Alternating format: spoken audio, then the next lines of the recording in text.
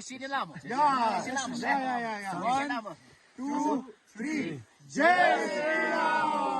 ये बिल्कुल गलत बात है। ये एक अच्छा दोस्त इस तरीके से नहीं बिहेव करता।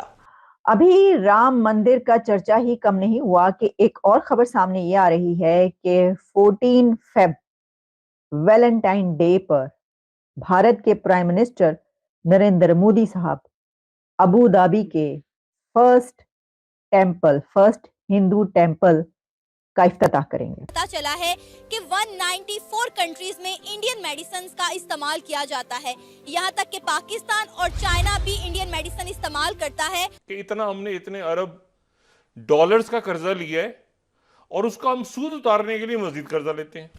ये कहीं पर इस मुल्क में, लेकिन मेरा ख्याल मुसलमानों के पास कोई जवाब नहीं है इस इशू के ऊपर रोना धोना या शोर मचाने का, क्योंकि अब कुछ वीडियोस भी देखी जहां पे कुछ मुसलमान नारे तकबीर के नारे मार के कुछ हिंदुओं के ऊपर हमले भी कर रहे थे। फिर वही हिंदू पलट के इनको पीटेंगे तो फिर इस्लामोफोबिया पूरी दुनिया में रोना धोना मचाएंगे और विक्टिम कार्ड के दिखा रहे हैं तो दुनिया वाहवाही कर रही है। अमेरिका के अंदर रैलियां, उसके बाद न्यूजीलैंड के अंदर, पूरी दुनिया के अंदर उस मंदिर के लिए रैलियां निकाली जा रही है। स्पेन एक वाहिद मुल्क है बड़ा, जहाँ पे उन्होंने जब दोबारा मुसलमानों से अपना मुल्क वापस लिया तो उन्होंने मस्जिदें गिरा के उसके ऊपर दोबारा से चर्चेस बना। पता है कि 14 फरवरी को क्या होता है? पता है ना, मोहब्बत का दिन जनाब।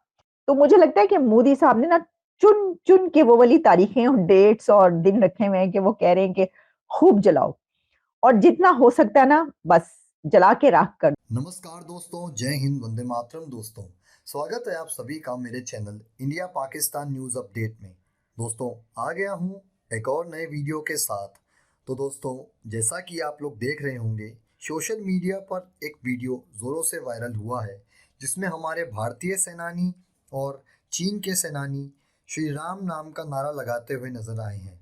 इस वीडियो को देख के हमारे पड़ोसी मुल्क पाकिस्तान में और वहाँ के लोगों की पतलून फटी की फटी रह गई। दोस्तों, जैसा कि आपको बता दूं, अयोध्या के भव्य राम मंदिर में रामलला की प्राण प्रतिष्ठा को लेकर पूरा देश मानो ही राममय हो गया है। राम मंदिर को लेकर धार्मिक उत्साह के बीच चीनी सैनिकों का भी एक वीडियो वायरल हो रहा है। इस वीडियो में भारत चीन के बीच वास्तविक नियंत्रण रेखा LAC के पास चीनी सैनिकों को भारतीय सेना के जवानों के साथ जय श्री राम का नारा लगाते हुए देखा जा सकता है। इस वीडियो में भारतीय सैनिकों का एक समूह पीपुल्स लिबरेशन आर्मी चीनी सेना के जवानों को जय श्री राम का नारा सिखाते हुए दिख रहा है, जिसके बाद PLA सैनिक भी उनके मिलकर साथ ये नारा लगाते हैं। ये वीडियो किस वक्त का है इसकी पुष्टि नहीं की जा सकी है। वहीं सेना की तरफ से भी इसे लेकर आधिकारिक तौर पर कोई बयान जारी नहीं किया गया है। हालांकि राम मंदिर की प्राण प्रतिष्ठा को लेकर देश भर में जारी उत्साह के बीच यह वीडियो सोशल मीडिया पर काफ़ी वायरल हो रहा है। सूत्रों के मुताबिक यह वीडियो दोस्तों पिछले साल दिवाली के मौके पर दोनों देशों की सेना के बीच रूटीन बैठक के वक्त का है। इस दौरान PLA के अधिकारियों ने दिवाली पर्व के बारे में पूछा तो भारतीय सेना के अधिकारियों ने चीनी PLA को जानकारी दी और उसके अंत में जय श्री राम का उद्घोष किया। बता दें दोस्तों कि अयोध्या में रामलला के आगमन का इंतज़ार सोमवार को खत्म हो गया। कल अभिजीत मुहूर्त में रामलला की प्राण प्रतिष्ठा की गई। इसके लिए प्रधानमंत्री नरेंद्र मोदी चांदी का छत्र लेकर राम मंदिर के गर्भगृह में पहुंचे। PM मोदी ने अयोध्या के श्री राम जन्मभूमि मंदिर में रामलला की मूर्ति का अनावरण किया। इसके बाद मंगल ध्वनि के बीच रामलला की प्राण प्रतिष्ठा की शुरुआत हुई। फिर 5 साल के रामलला की भव्य 5 फीट ऊंची प्रतिमा का आखिरकार दुनिया के सामने अनावरण किया गया। यहाँ शंखनाद और हेलीकॉप्टर से मंदिर पर फूलों की वर्षा के बीच यह समारोह पूरा हुआ। तो चलिए दोस्तों, वीडियो को आगे देखते हैं क्या रिएक्शन होता है आगे पाकिस्तानी मीडिया का इसके ऊपर।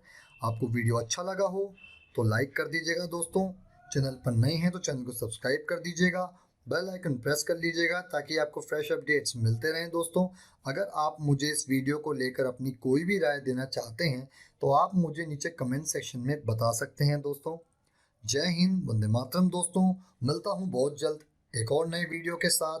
धन्यवाद। जय श्री राम। 90s में बाबरी मस्जिद को तोड़ा गया अयोध्या में, और उसकी वीडियोस जो थी पीटीवी पे और आई एम श्योर पूरी दुनिया में न्यूज चैनल्स पे चलाई गई। लेकिन जब बाद में पता चला मुझे कि ये इशू कितना कॉम्प्लेक्स था, हमें इस तरह बताया गया था कि कुछ रेडिकल हिंदूज हैं, जिस तरह मौलवी होते हैं उस तरह कुछ रेडिकल हिंदूज भी हैं, तो उन्होंने आके चढ़ दौड़े और उन्होंने मस्जिद को गिरा दिया। कोई उसके कॉन्टेक्स्ट नहीं बताया गया। और ऑनेस्टली स्पीकिंग मुझे इस कॉन्टेक्स्ट का अंटिल वेरी रिसेंटली से मुराद 3-4 साल पहले मुझे तब पता चला कि इसकी इंपॉर्टेंस क्या है।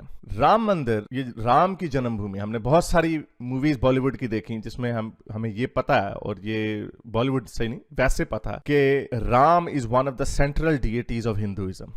जहाँ पे कृष्णा है, विष्णु है, वहां पे राम भी है, और ये उनकी जन्मभूमि है। यानी ये ऐसे है कि ये उनकी सबसे important, one of the most important places है। इस वजह से उन्होंने इसको गिराया, और उनका क्लेम ये था कि यहाँ पे अभी आर्कियोलॉजिकली क्या ये प्रूव हो सकता है या नहीं हो सकता, दैट्स अ सेपरेट टॉपिक। वैसे फैसला आ गया हुआ कि ये इसके नीचे एंशिएंट हिंदू साइट्स हैं। लेकिन बड़ी बात ये है कि लोग ये समझते हैं कि यहाँ पे ये राम की जन्मभूमि थी, उनकी बर्थ प्लेस थी, और इसके ऊपर as a show of force मुसलमानों ने एक मस्जिद बनाई। उस मस्जिद की हालत भी देखें, वो जो उसका गुंबद है देखें कितना उसके ऊपर पेंट भी नहीं हुआ, बेड़ा गर्क हुआ हुआ था। एनीवे, रिगार्डलेस ऑफ दैट, इसलिए उन्होंने उसको तोड़ा। ये कॉन्टेक्स्ट बड़ा इंपॉर्टेंट है। 30 साल वेट किया, यही वजह है कि इंडिया में भी उन्होंने, सुप्रीम कोर्ट ने भी, इसका फैसला 30 साल बाद आया। अब ये हो गया है। अब इसको गिरा के वहां पे फिर से बाबरी मस्जिद खड़ी करने का कोई फायदा नहीं है। अब ये हो गया है, अब इसको बनाना है। अब पॉइंट ये है कि क्या इसके रिपल इफेक्ट्स होंगे, क्या इसके कैस्केडिंग इफेक्ट्स होंगे।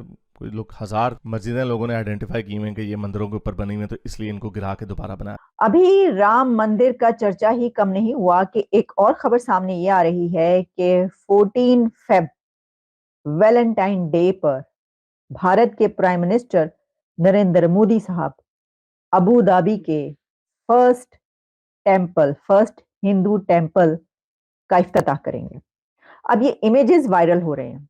ये कहां पर वायरल हो रहे हैं और ये कैसे बात निकली, मैं आपके सामने रखती हूँ। ये तो आपको पता ही है कि अबू धाबी का जो पहला हिंदू मंदिर, जिसको इस तरीके से जो है वो लिखा जा रहा है, कहा जा रहा है कि फर्स्ट टेंपल अबू धाबी का, उसको अब इनॉग्रेट किया जाएगा 14 फेब को। आपको पता है कि 14 फरवरी को क्या होता है, पता है ना, मोहब्बत का दिन जनाब। 14 फरवरी जो है वो वैलेंटाइन डे मनाया जाता है, और कहा जाता है कि ये तो मोहब्बत के मतवालों का दिन है। तो मुझे लगता है कि मोदी साहब ने ना चुन चुन के वो वाली तारीखें और डेट्स और दिन रखे हुए हैं कि वो कह रहे हैं कि खूब जलाओ, और जितना हो सकता है ना बस जला के राख कर दो। इसकी वजह ये कि आपको पता है इस सिलसिले में कुछ लोगों की तरफ से प्रोटेस्ट किया गया, वो भी आपके सामने रखेंगे। लेकिन पहले ये कि जो हसन संजवानी है, अच्छा हसन संजवानी जो है ना, वो तो एक तरीके से आप समझ लें कि अबू धाबी के जो है ना वो बहुत ज्यादा उसको उजागर करते हैं, और बहुत एम्बेसडर के तौर पर जो है ना बड़े काम करते हुए दिखाई देते हैं। अब उन्होंने ये कहा है, कुछ तस्वीरें ट्वीट की हैं, और वो तस्वीरें हैं जो अबू धाबी मंदिर है उसकी, और उसमें उन्होंने बताया है कि ये the art in Abu Dhabi मंदिर इज स्टनिंग, कि ये जो आर्ट है उस मंदिर के अंदर वो कितना लाजवाब है और कितना जबरदस्त और खूबसूरत बना। सर, उसको बनाने के लिए जो टेक्नोलॉजी इस्तेमाल हुई है, आज तक दुनिया के अंदर किसी मुल्क ने वो टेक्नोलॉजी इस्तेमाल नहीं की सर। उसके अंदर लोहा इस्तेमाल नहीं किया गया, उसके अंदर आपने वो दूसरी कोई भी चीज़ इस्तेमाल नहीं की गई मटीरियलिस्टिक। अगर मैं बात करूं लोहे के बगैर और किसी भी धात के बगैर कोई चीज़ खड़े करना कितना डिफिकल्ट है, बहुत डिफिकल्ट है। वो चीज़ें इस्तेमाल करके वो उस मंदिर को बनाया। और इंडिया की गवर्नमेंट का कहना है कि ये जो सा मंदिर है हर साल 1 लाख से ज़्यादा टूरिस्ट को अट्रैक्ट करेगा, बाहर से मुल्क से टूरिस्ट विजिट करने के लिए आएंगे। सैटेलाइट से उसकी तस्वीर खींची गई है उस मंदिर की, तो इतना डिफरेंट नज़र आ रहा है, और दुनिया को वो तस्वीर जब दिखा रहे हैं तो दुनिया वाह-वाही कर रही है। अमेरिका के अंदर रैलियाँ, उसके बाद न्यूजीलैंड के अंदर, पूरी दुनिया के अंदर उस मंदिर के लिए रैलियाँ निकाली जा रही हैं। आप ज़रा देखिए, बिजनेस माइंडसेट चेक करें आप ज़रा उन लोगों के अट्रैक्शन चेक करें, किस तरह से वो बिजनेस को अट्रैक्ट कर रहे हैं। क्या कहना चाहेंगे कि वो जिस तरह मज़हब को लेके चल रहे हैं, जिस तरह से टेक्नोलॉजी को भी साथ लेके चल रहे हैं, क्या हम मज़हब और टेक्नोलॉजी को साथ लेके चल रहे हैं? सर, उसके लिए हमें इंडिया की जैसी तरक्की करनी चाहिए, लेकिन अगर हम तरक्की नहीं कर पा रहे ना, हमारे पास जो नेचुरल रिसोर्सेज हैं हमें उनको यूज़ करना चाहिए। हमारे पास वेस्टर्न साइड, KPK, बलोचिस्तान, ऐसे रिसोर्सेज हैं जिनको इस्तेमाल करके हम टूरिज्म को बढ़ा सकते हैं। ठीक है, उसके बाद हमें अगली चीज़ सोचनी चाहिए। अब लोहा, आप कह रहे हैं उसमें लोहा नहीं इस्तेमाल हुआ, सरिया नहीं इस्तेमाल हुआ। हमारी सड़कें बनती हैं, ठीक है, सबसे पहले अब जो हमारे पॉलिटिशियन हैं वो कहते हैं हमने अपनी चीज़ कैसे बेचनी है। बिल्कुल, वो अपना सरिया बेचते हैं। आप समझ गए होंगे, हाँ, स्टील मिल है जिनकी स्टील मिल है। बिल्कुल सही। कैसे देखते हैं आपके जिस तरह से वो अगर मैं बात करूं टेक्नोलॉजिकल लिहाज से एडवांसमेंट की, अगर मैं बात करूं आईटी इंडस्ट्री की, अगर मैं किसी भी सेक्टर की बात करूं, क्या हमारे और हमारे पड़ोसी इंडिया का कोई कंपैरिजन बनता है, या वो आगे हैं या हम आगे हैं? क्यों, कौन आगे है? सर इंडिया आ गया जब पाकिस्तान को कर्जे की जरूरत होती है ना, IMF के पास जाते हैं। उनका चीफ डायरेक्टर इंडिया का शहरी है, ठीक है, उसके घुटने पकड़ते हैं, फिर उनको कर्जा मिलता है। अपने प्यारे भारत को सपोर्ट करने के लिए सब्सक्राइब बटन जरूर दबाएं। जय हिंद, वंदे मातरम।